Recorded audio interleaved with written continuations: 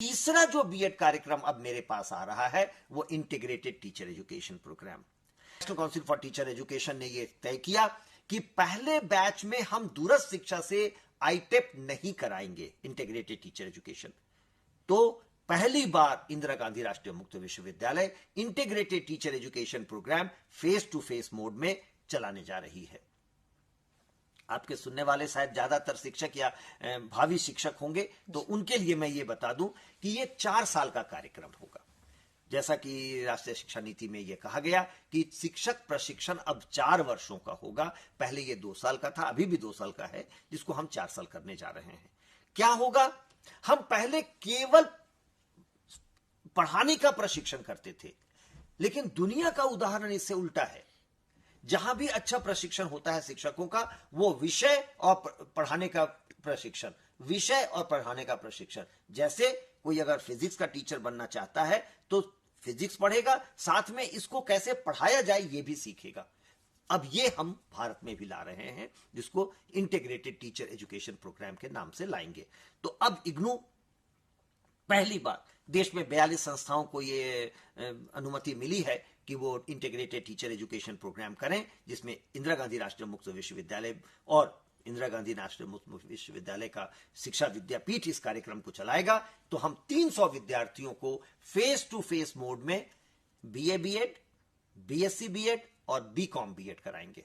100 विद्यार्थी BA BEd करेंगे, 100 विद्यार्थी बीएससी बीएड करेंगे और 100 विद्यार्थी बीकॉम बीएड करेंगे। इन विद्यार्थियों को भावना जी ये छूट रहेगी कि ये 3 साल के बाद अगर चाहें तो जो राष्ट्रीय शिक्षा नीति मल्टीपल एंट्री मल्टीपल एग्जिट का प्रोविजन लेके आई है, उसके आधार पर 3 साल के बाद ये बीए बीएससी या बीकॉम की डिग्री लेके निकल भी सकते हैं। अच्छा। लेकिन जो विद्यार्थी 70% से ज्यादा अंक लाएंगे, जैसा अभी नीति कह रही है यूनिवर्सिटी ग्रांट्स कमीशन की, वो 4थे वर्ष में जाएंगे और फुल फ्लेज्ड बीएड का उनको फिर मिलेगा, तो वो बीए बीएड हो जाएंगे। अब यही जाकर के एलिजिबल होंगे स्कूलों में पढ़ाने के लिए। तो आपकी बात सुन के जिस तरह से मुझे लग रहा है कि ये बहुत ही अच्छा मौका होगा, काफी हमारे दर्शक इससे उत्साहित हो गए होंगे सुनकर, तो शायद वो ये भी जानना चाहेंगे कि इंटीग्रेटेड टीचर एजुकेशन प्रोग्राम में एडमिशन लेने का क्या प्रोसेस होगा, क्या एलिजिबिलिटी होनी चाहिए, ये हम उनको बता दें फिर कार्यक्रम में आगे बढ़ें। बिल्कुल, बहुत सही आपने कहा कि इस चर्चा को सुन करके तमाम विद्यार्थी उत्सुक होंगे कि हम इंटीग्रेटेड टीचर एजुकेशन प्रोग्राम करें।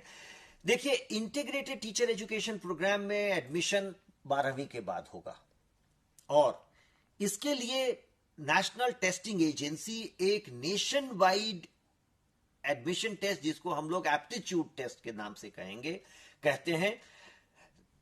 हर कोई जो शिक्षक बनना चाहता है वो नहीं बन पाएगा, उसको एक एप्टीट्यूड टेस्ट देना पड़ेगा और उस एप्टीट्यूड के माध्यम से जो लोग पास होंगे वही इन संस्थाओं में एडमिशन लेंगे। तो ये एक नेशनल एलिजिबिलिटी टेस्ट होगा और जब ये विद्यार्थी फॉर्म भरेंगे, अभी तो पहला बैच एडमिट हो चुका है, जैसा कि हमने बताया कि 42 संस्थाओं को ये अनुमति दी गई है कि वो इंटीग्रेटेड टीचर एजुकेशन प्रोग्राम कराएं।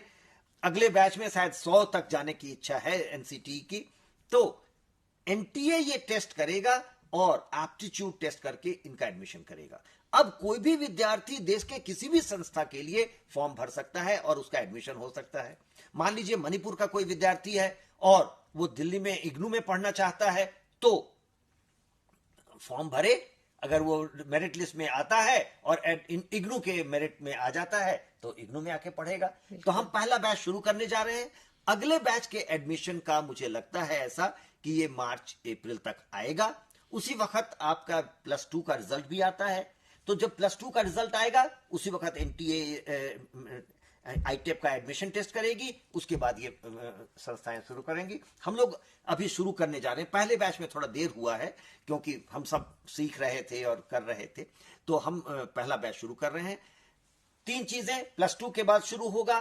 आपको 3 स्ट्रीम में सेलेक्ट करना पड़ेगा, BA BEd, BSc BEd, BCom BEd. लेकिन भावना जी एक चीज और बता दो कि ये तो सेकेंडरी के टीचर की बात मैं किया जी। अब जो राष्ट्रीय शिक्षा नीति कह रही है कि विद्यालय शिक्षा को हम 4 स्ट्रीम में बांट रहे हैं।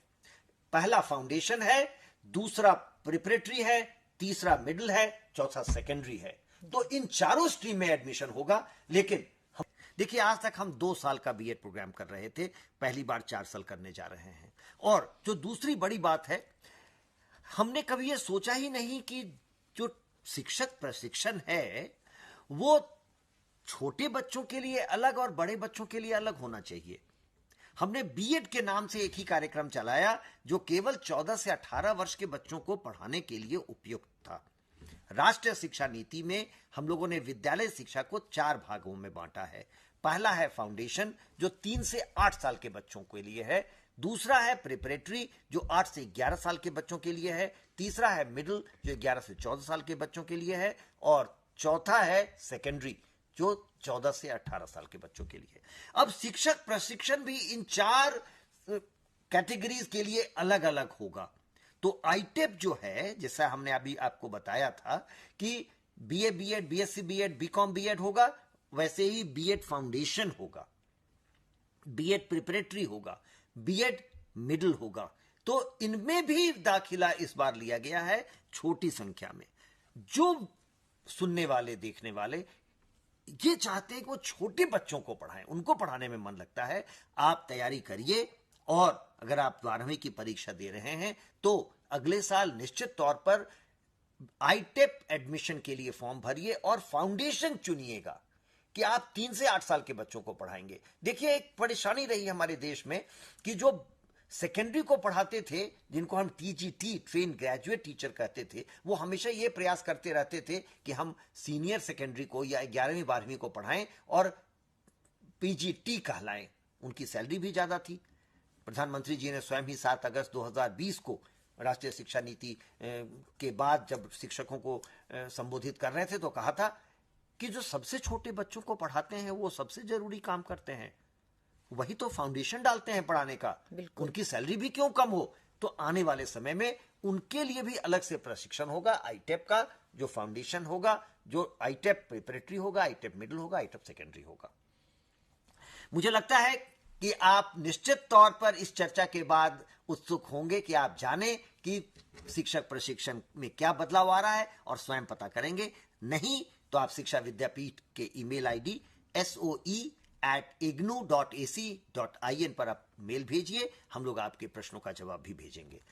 जहाँ तक रिकॉग्निशन की बात है, इग्नू के जितने भी प्रोग्राम्स हैं वे अपनी अपनी जो कंसर्न रेगुलेटरी बॉडीज़ हैं, जैसे अगर हम जनरल प्रोग्राम्स की बात करें तो यूनिवर्सिटी ग्रांट्स कमीशन से सभी प्रोग्राम हमारे रिकॉग्नाइज्ड हैं। अगर हम टेक्निकल प्रोग्राम्स की बात करते हैं, प्रोफेशनल प्रोग्राम्स की, MCA, MBA, उसके लिए एक बॉडी है all India council for technical education, वहाँ से हमारे सारे प्रोग्राम रिकॉग्नाइज्ड हैं। इसके साथ साथ यूनिवर्सिटी नर्सिंग के प्रोग्राम भी ऑफर करती है। नर्सिंग के जो प्रोग्राम है वो नर्सिंग काउंसिल ऑफ इंडिया से अप्रूव्ड हैं। और जिस स्कूल के बारे में आज हमने चर्चा की, स्कूल ऑफ एजुकेशन के वो सभी प्रोग्राम जिनको रिकॉग्निशन की ज़रूरत है अपेक्स बॉडी से, जैसा प्रोफेसर शर्मा जी ने शुरू में अंदाज दिया था कि national council for teacher education apex body है टीचर एजुकेशन के प्रोग्राम्स को कंट्रोल करने के लिए, उनसे हमारे प्रोग्राम रिकॉग्नाइज्ड हैं।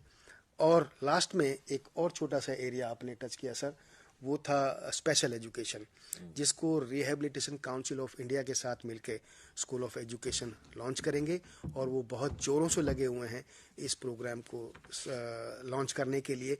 और यह एक ऐसा एरिया है जिसमें बहुत सारे विश्वविद्यालय काम नहीं कर रहे हैं। इग्नू अपनी रेस्पॉन्सिबिलिटी समझता है और बढ़ चढ़ के देश के विकास में और जो देश की हमारी नीतियां हैं, जो गवर्नमेंट ऑफ इंडिया फ्रेम करती हैं, हमारे एजुकेशन मिनिस्ट्री और प्रोग्राम इम्प्लीमेंटेशन, उसको हम फुलफिल करने में आगे बढ़ते हैं। तो उस एरिया में भी हम चल रहे हैं आगे। और जहाँ तक यूनिवर्सिटी के प्रोग्राम्स की इक्वलेंस की बात है, जब हम दूसरी यूनिवर्सिटी से कंपेयर करते हैं तो उसके लिए भी university grants commission time and again they have come out with writing that there is no difference as far as quality, उसका स्ट्रक्चर को सोचें। वो सभी कन्वेंशन यूनिवर्सिटी से जो प्रोग्राम एक्वायर करते हैं और डिस्टेंस से एक्वायर करते हैं उसमें कोई डिफरेंस नहीं है, जहाँ तक एम्प्लॉयमेंट की बात करें और हायर एजुकेशन में जाने की बात करें। जी बिल्कुल।